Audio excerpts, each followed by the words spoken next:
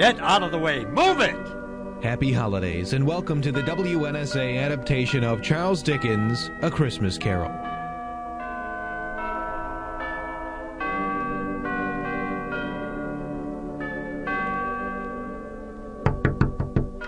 A Merry Christmas, Uncle. Bah, humbug.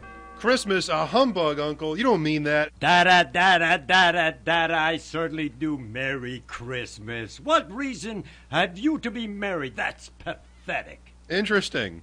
3 questions, Uncle. What right have you to be dismal, A? 2, what reason have you to be morose? 3, nothing. I'll hang up and listen.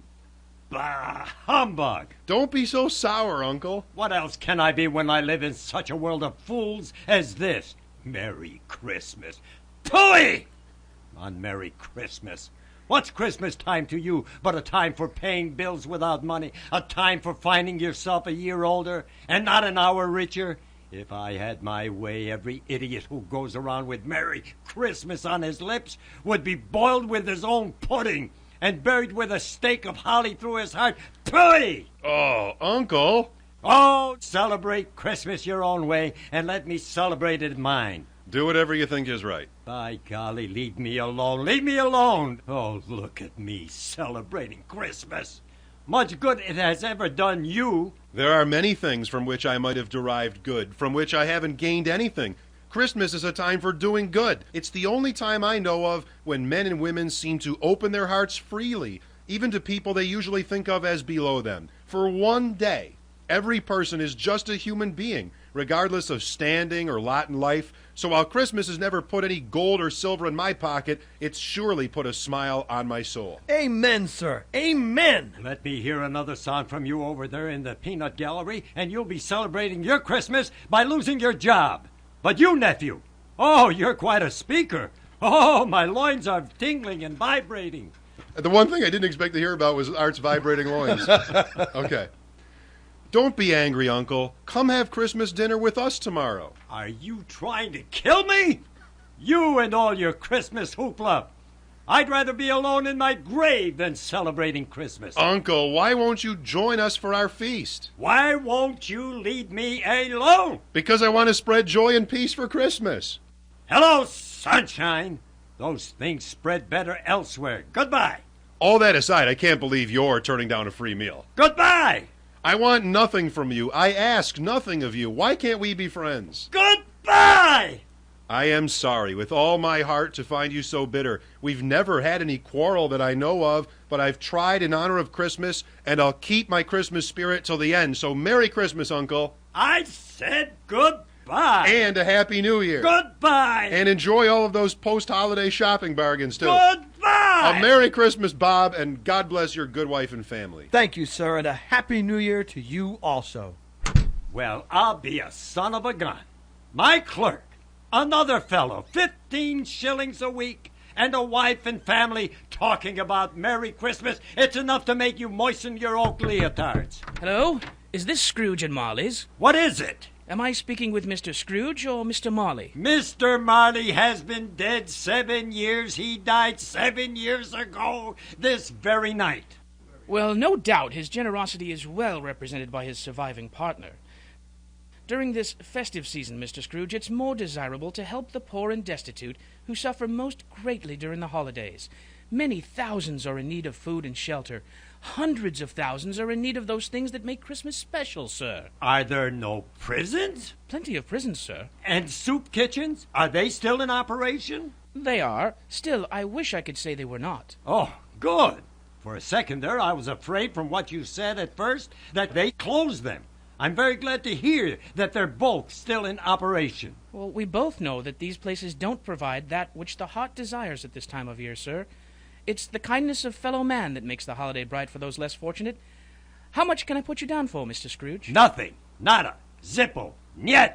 Neats. I don't make merry myself at Christmas, and I can't afford to make idle people merry. I support the establishments I have mentioned. They cost enough, and those who are badly off must go there. Oh, come on, Mr. Scrooge. You know full well that there are people too proud to stand in a soup kitchen line. They'd rather die. Don't get me started. If they would rather die, they had better do it and decrease the surplus population. Besides, Excuse me, I don't know where people can or can't go. It's not my business.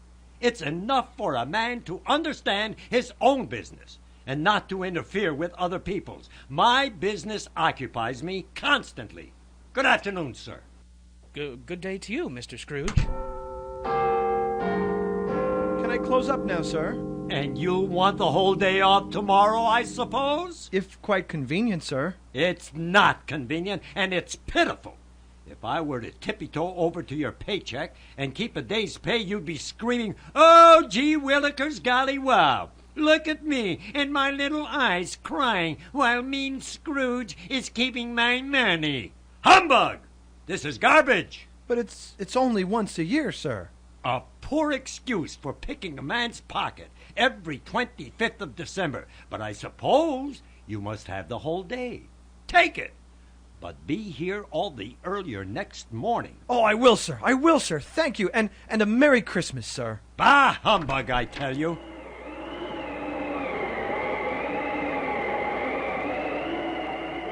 Ebenezer Scrooge. Marley, I must be hearing things. Ebenezer Scrooge. Marley.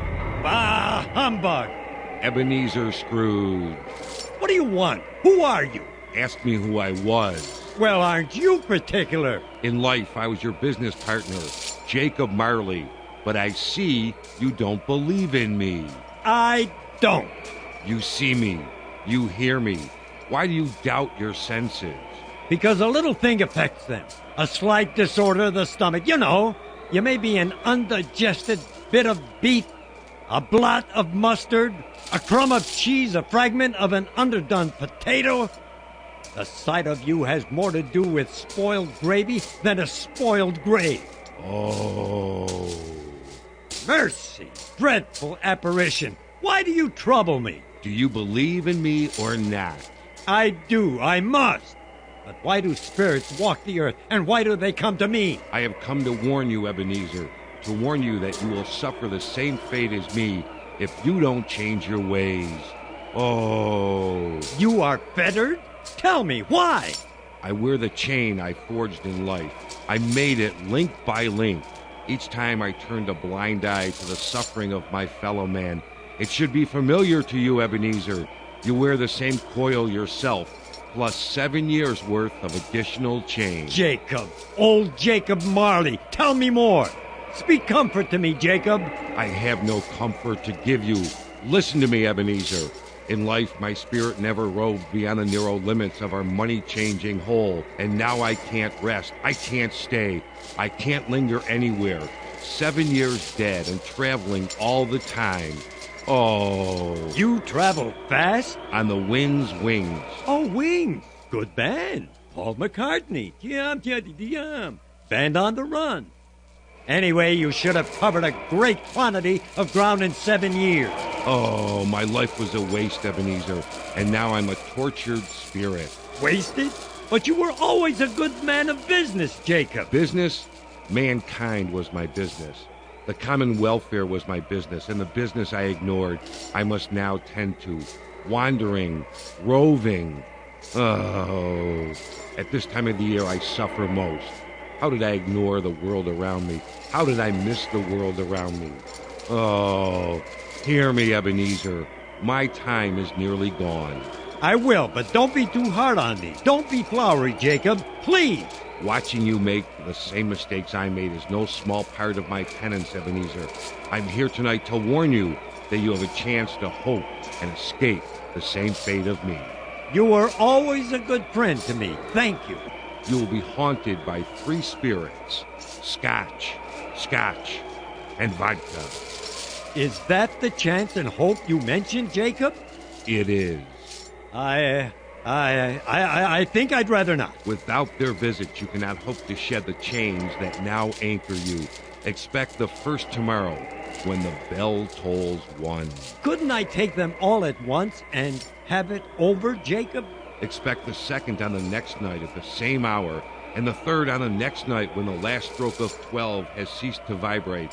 I must leave now. For your own sake, remember what I have said. Remember, Ebenezer. Before my very eyes, the hour itself.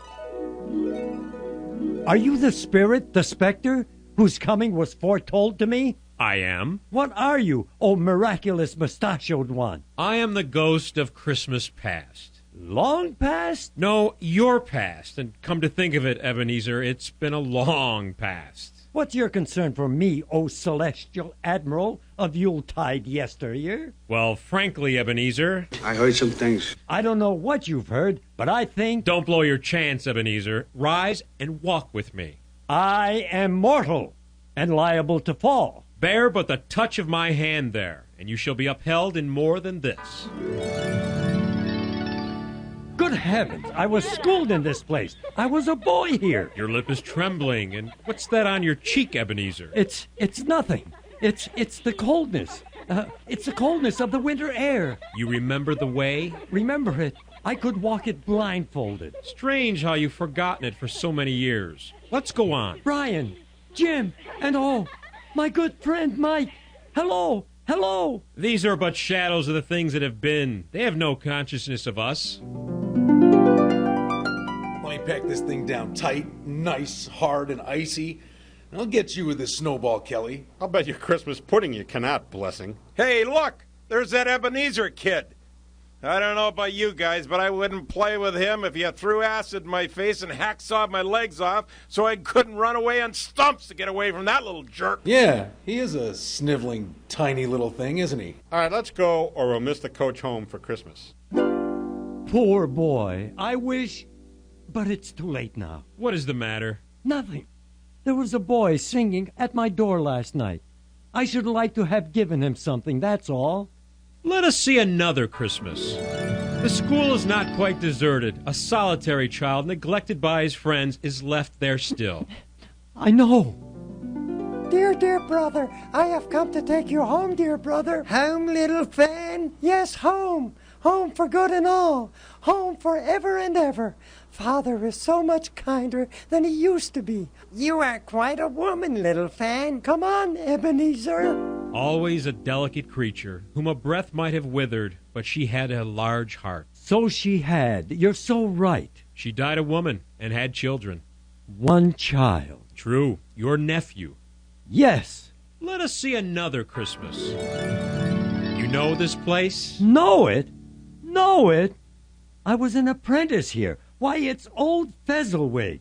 Bless his heart. It's Fezzelwig, alive again. Ho, ho there, my guys. Ebenezer, Dick. Dick Wilkins, bless me, yes. There he is. Look at us puttering around old Fezzelwig's place. Ho, ho, my guys. No more work tonight. It's Christmas Eve. It's party time with old Fezzelwig. A small matter to make these silly folks so full of gratitude. Small? Are you kidding me? I'll be a son of a gun. Look at me. Come on, my guys. Having fun and dancing. A young stud out there. That's no small thing. He has spent but a few pounds of your mortal money. Is that so much that he deserves this praise? It isn't that, Spirit. He has the power to render us happy or unhappy, to make our service light or burdensome. The happiness he gives is quite as great as if it cost a fortune. What is the matter? Something, I think. No.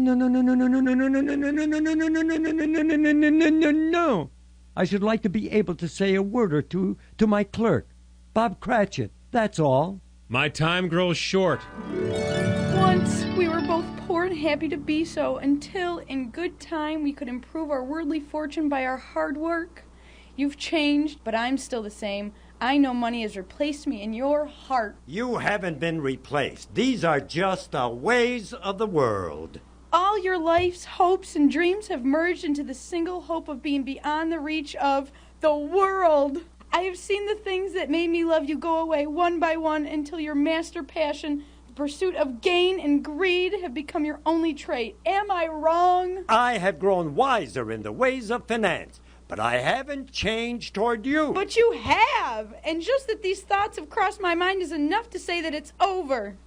Have I asked it to be over? In words, no, never. But it's obvious that you just don't care anymore. Wait a minute.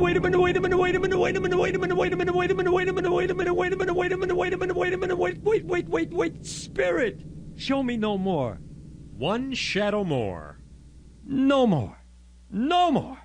I don't wish to see it. Show me no more. Yes, Ebenezer Scrooge, one more shadow. Why do you delight to torture me?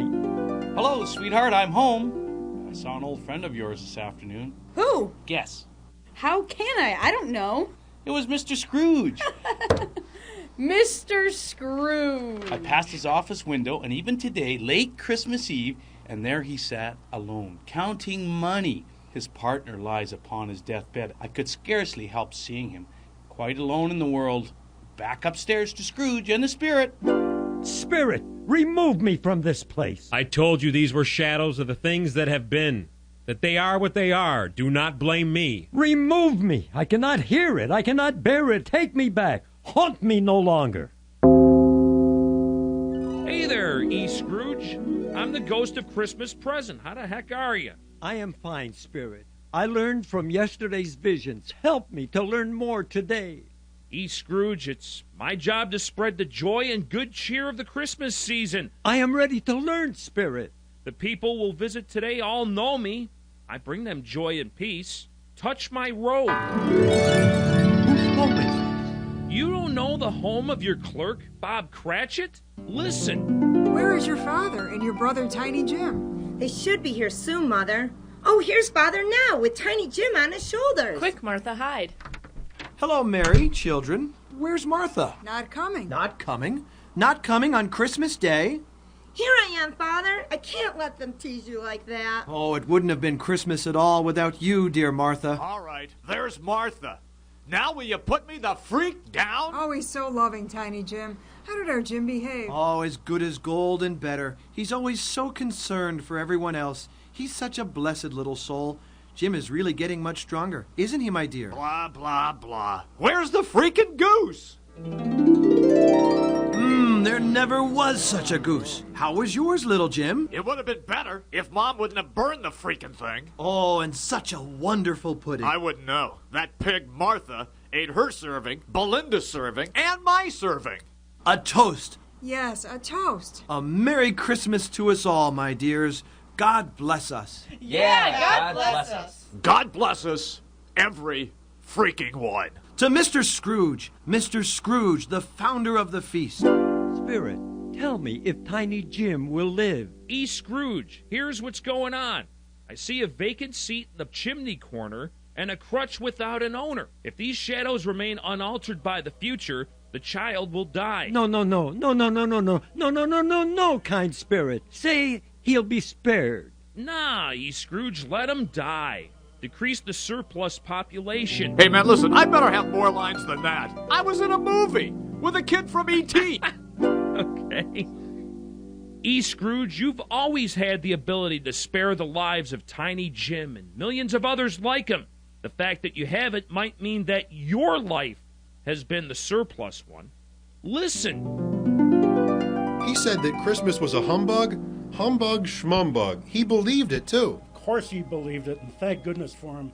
Because if it weren't for him, I'd be the crustiest curmudgeon in town. I mean, here's a guy who reaches down into the sewer drain during a driving snowstorm just to pick up a hay penny. He's a mean, nasty, and sometimes downright comical old penny pincher, that's the truth.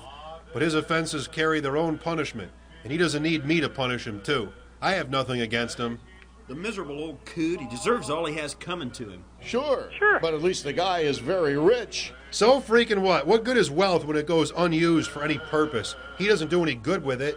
He doesn't make himself comfortable with it. He doesn't even have the satisfaction of thinking he's ever going to benefit us with it. Frankly, partner, I have no patience with him. The guy's just a waste. You guys hit the nail on the head. He is a churlish sort of figure, and I have no patience with that type. You're all wrong. I am sorry for him. I couldn't be angry with him if I tried. Who suffers by his ill whims? Himself, always. Here he takes it into his head to dislike us, and he won't come and dine with us. Isn't irony ironic? Scrooge? Passing up a free meal? Every time I've seen Scrooge, he's the first in the food line. He's usually on free food like Al Davis on a bad jumpsuit. What I was saying was, I know it's all of his own making, but I just can't imagine he's happier in his moldy old office or his dusty chambers than he would be here with us. He may rail at Christmas till he dies, but he can't help thinking better of it. I'll show up year after year and saying, Uncle Scrooge, how are you? If it only puts him in the mind to leave his poor clerk 50 pounds, that's something. And I think I shook him yesterday. I think you're nuts, Fred. Enough of this Scrooge talk. Let's play a game. How about 20 questions? Sure. So long as it isn't 10 questions. E. Scrooge, my time runs short. 1/2 hour, Spirit. Only one. I want to watch the game. It's new to me. Well, let Fred start. He's good with this sort of thing. Okay.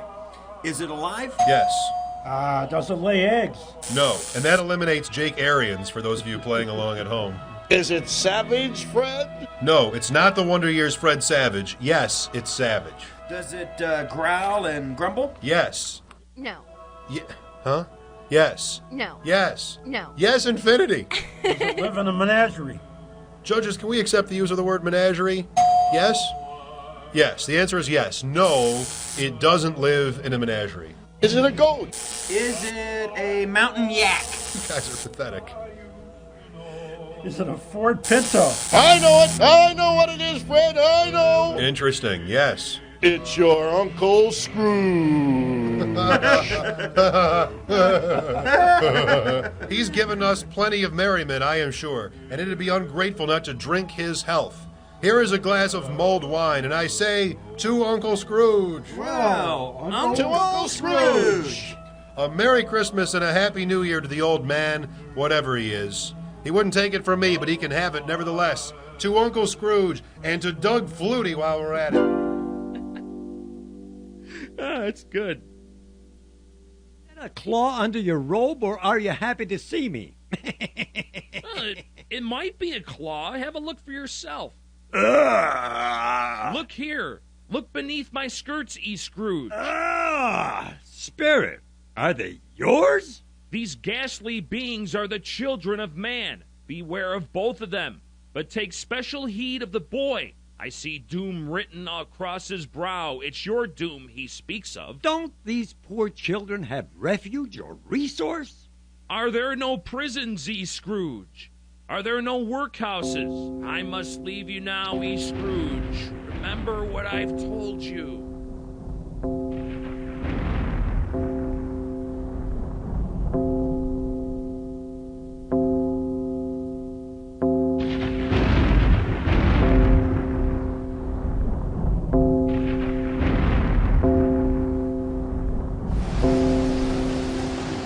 I am in the presence of the ghost of Christmas yet to come.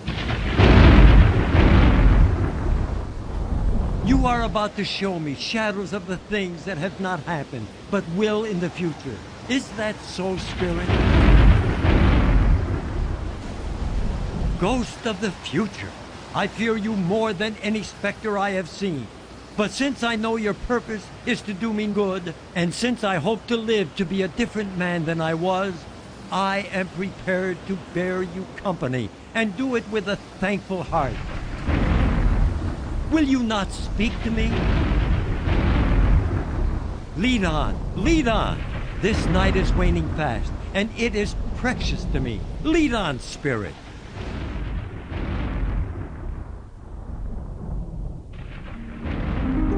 Well, I don't know much about it. I only know he's dead. When did he die? Last night, I think. I thought he'd never die. What did he do with all his money? Probably left it to his company. He didn't leave it to me, that's all I know. Going to be a very cheap funeral. I don't know who'll go. Should we make up a party and volunteer? Well, I'll go if there's a lunch. If I have to go, I've got to be fed. I'll offer to go if everybody else goes. You know, come to think of it, I'm not sure that I wasn't his best friend. We used to stop and speak whenever we met. Well, good afternoon, gentlemen.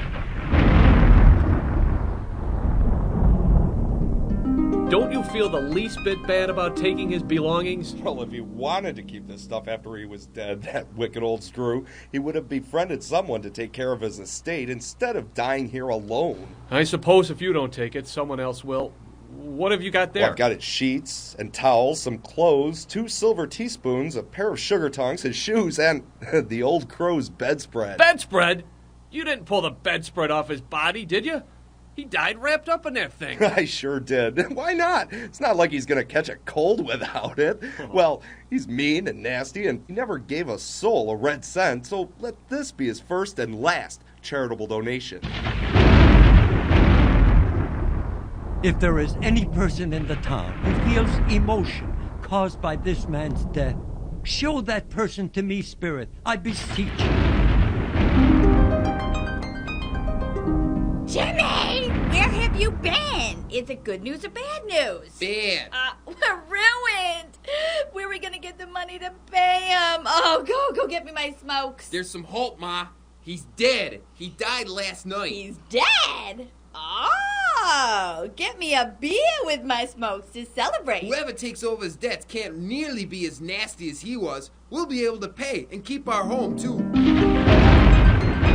Let me see some tenderness connected with a death or that dark chamber, Spirit, which we left just now, will be forever present to me. Father used to walk so fast with Tiny Jim on his shoulders. He was very light to carry, and his father loved him so that it was no trouble. You're right, Mother. Father was so good with him. Good evening, my dear ones. Little Jim is at rest now. Everything will be done long before Sunday.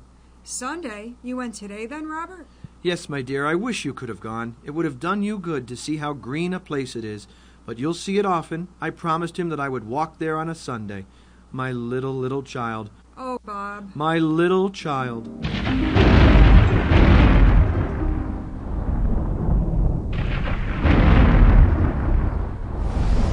Spectre, tell me what man we saw lying dead. Ebenezer Scrooge! Spirit, hear me! I am not the man I was. I won't be that man I was. Why show me this if I am past all hope? Good Spirit, your nature intercedes for me and pities me. Assure me that I might change these shadows you have shown me by an altered life. I will honor Christmas in my heart and try to keep it all the year. All the spirits who have visited me shall live on in my heart. I won't shut out the lessons that they have taught me.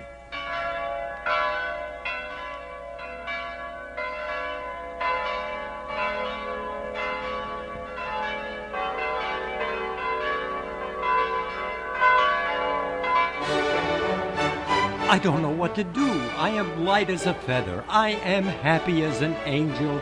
I am as merry as a schoolboy. I am as giddy as a drunken man. Merry Christmas to everybody. A Happy New Year to all the world. Hello here. He laughs. I don't know what day of the month it is. I don't know how long I've been here with the spirits. I don't know anything. I'm quite a baby. Never mind. I don't care. You there, boy. Who? Me, sir? What's today? Huh? What day is it today, my fine fellow? Today? Why, it's Christmas Day. Ah, it's Christmas Day. I haven't missed it. The spirits have done it all in one night. They can do anything they like. Of course they can. Do you know the poulterers on the next street at the corner? I sure do. An intelligent boy. A remarkable boy. Do you know whether they've sold the prize turkey that was hanging up there? Not the little prize turkey, the big one. What? You mean the one big as me? What a delightful boy. It's a pleasure to talk to him. Yes, my buck, the huge one. It's hanging in the window now. Is it? Go and buy it. Walk her back here? No, my lad. Go and buy it and tell them to bring it here so that I can give them directions on where to take it. Come back with the turkey and I'll give you a shilling. Come back with it in less than 5 minutes, and I'll give you half a crown. I'll send it to Bob Cratchit's. He won't know who sent it. It's twice the size of Tiny Tim. And you there, my dear sir, how do you do? I hope you've succeeded in your drive for the poor yesterday. It was so very kind of you. Merry Christmas to you, sir. Mr. Scrooge? Yep, that's me. Good old Ebenezer. I may have been a bit out of line yesterday. Allow me to beg your pardon. Please, take this as my contribution. Lord bless me. My dear Scrooge, thank you, sir, and a Merry Christmas to you. Merry Christmas! Here comes the turkey. Hello! Whoop! Why, it's impossible to carry that to Camden Town. You must catch a cab. Here you are, my boy. And here's money for the cab and the bird. Look at the size of that bird. Yes, Merry Christmas. Merry Christmas indeed, good sir. Pardon me. I'm off to a Christmas feast. Hello, Fred? Why, bless my soul, who's that? It's me, your Uncle Scrooge. I have come to dinner. Can I come in? Fred, I'm not too late, am I? Why, no, dear uncle. Come in, come in. Hey, afterwards, let's play a game of 20 questions.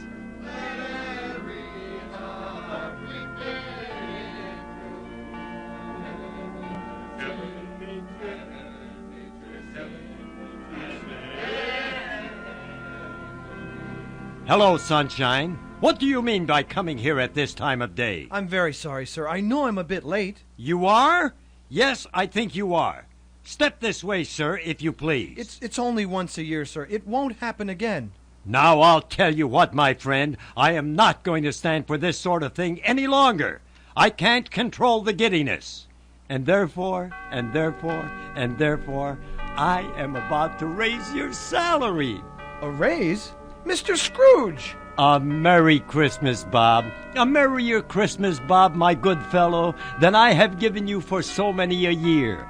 I'll raise your salary and endeavor to assist your struggling family. And we will discuss your affair this afternoon over a Christmas bowl of smoking bishop, Bob. What's a smoking bishop? Merry Christmas from WNSA. And in the words of Tiny Jim, God bless us, every freaking one.